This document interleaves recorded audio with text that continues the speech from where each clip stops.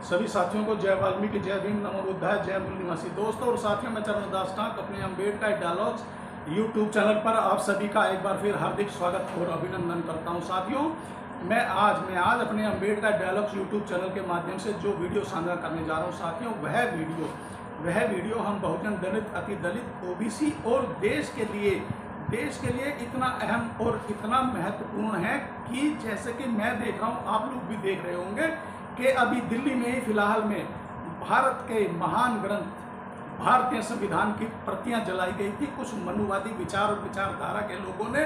और साथियों, इस बात का भी बहुत जोर शोर मचा हुआ है कि अब नया संविधान लिखा जा चुका है और आने वाले समय में कोई सही समय और उचित समय देखकर बाबा साहब डॉक्टर भीमराव अम्बेडकर जी द्वारा लिखे गए भारतीय संविधान को नष्ट करके जो इन मनुवादी विचारधारा के लोगों ने जो नया संविधान तैयार कर लिया है उसको यह लोग लागू कर देंगे। जी हाँ साथियों, उस नए संविधान को ये लोग लागू कर देंगे। साथियों, मैं आज अम्बेडकर डायलॉग्स यूट्यूब चैनल के माध्यम से आप लोगों के साथ जो वीडियो साझा करने जा रहा हूँ उसका टॉपिक है ऐसा होगा। जी हाँ साथियों, जरा एक बार ध्यान से सुनिएगा और देखिएगा, आज का वीडियो बहुत महत्वपूर्ण है।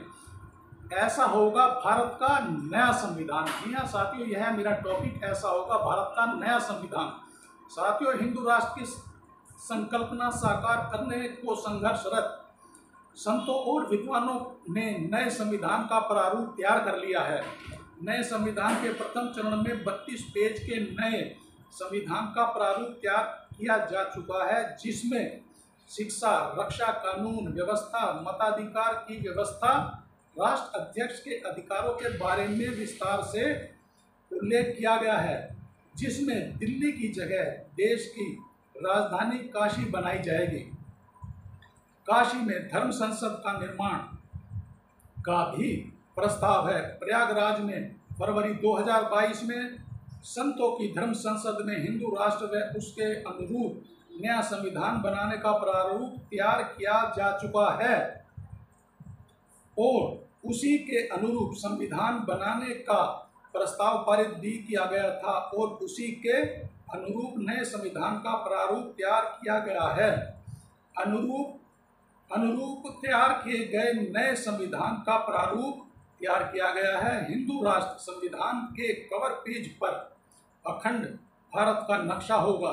इसके जरिए यह दर्शाने का प्रयास किया गया है कि जो देश भारत से अलग हुए हैं उन्हें भी भविष्य में भारत में मिलाया जाएगा।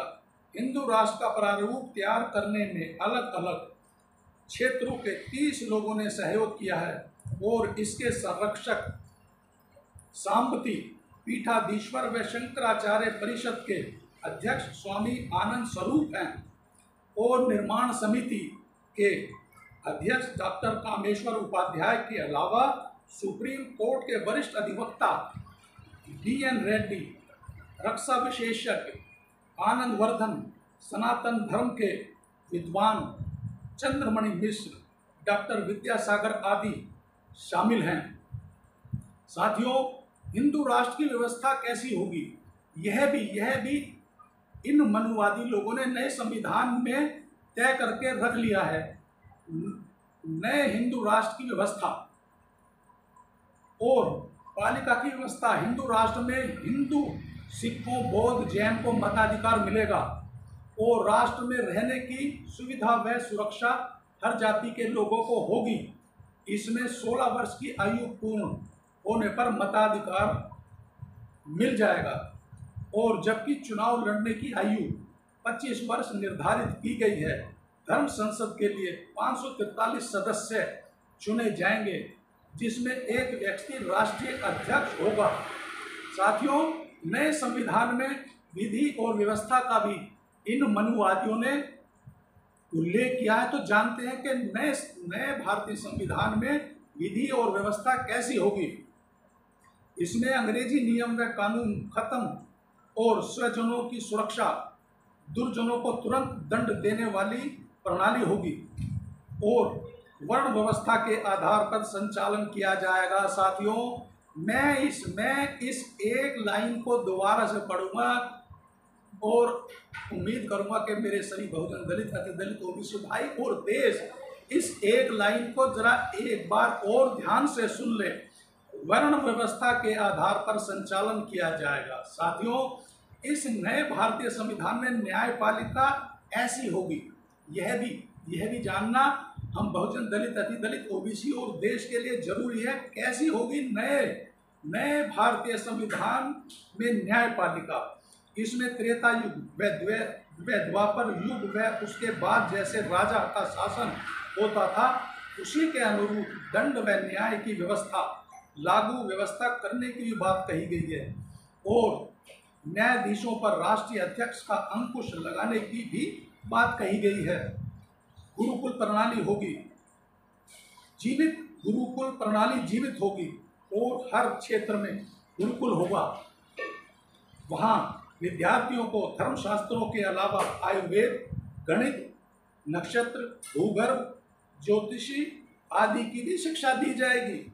स्वामी आनंद स्वरूप का कहना है कि हिंदू राष्ट्र का संविधान 750 पेज का होगा। जी हाँ साथियों, नए भारतीय संविधान का प्रारूप 750 पेज का होगा। साथियों, संविधान का आधा भाग वर्ष 2023 के माघ मेले में धर्म संसद के दौरान जारी किया जाएगा और हिंदू राष्ट्र के प्रत्येक नागरिक को सैनिक शिक्षा अनिवार्य होगी और आंतरिक व बाहरी दोनों प्रकार की सुरक्षा के भी कई स्तर होंगे।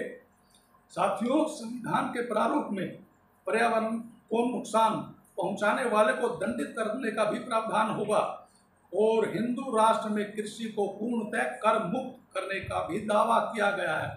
साथियों, यह है इन मनुवादी रूढ़िवादी सोच, विचार और विचारधारा के लोगों द्वारा भारतीय नए संविधान का प्रारूप पूर्णतः तैयार कर लिया गया है और जिसको अब ये मनुवादी विचार और विचारधारा के लोग कोई अच्छा समय, उचित समय देखकर इसको लागू कर दिया जाएगा और डॉक्टर बाबा साहब भीमराव अम्बेडकर जी द्वारा लिखित गया वह महान संविधान, वह महान ग्रंथ जिसको बाबा साहब डॉक्टर भीमराव अम्बेडकर जी ने देश विदेश घूम कर देश विदेश के 60 संविधानों को पढ़कर, उन पर अध्ययन कर, उनकी अच्छाई और उनकी विशेषताओं को भारतीय संविधान के रूप में साकार किया, जिसमें सभी जाति, धर्म, सभी वर्ण, सभी वर्णों के लिए समान अधिकार है, कोई ऊंच नीच जातिगत भेदभाव नहीं है, सभी को समानता अधिकार है, सभी को अपने अनुरूप जीने का अधिकार है, लिखने पढ़ने का अधिकार है। उस महान ग्रंथ जो महामानव डॉक्टर बाबा साहब भीमराव अम्बेडकर जी ने लिखा गया था, आखिर हमारे देश भारत की ऐसी कौन सी और क्या मजबूरी आ गई है कि इतने महान ग्रंथ, जिस महान ग्रंथ को विदेश भी है कहते कि यदि भारत से हमारी लेने की कोई इच्छा होगी तो हम केवल और केवल भारतीय संविधान ले सकते, अन्यथा भारत देश के पास ऐसी कोई वस्तु नहीं है जो हम विदेशों के लेने योग्य है।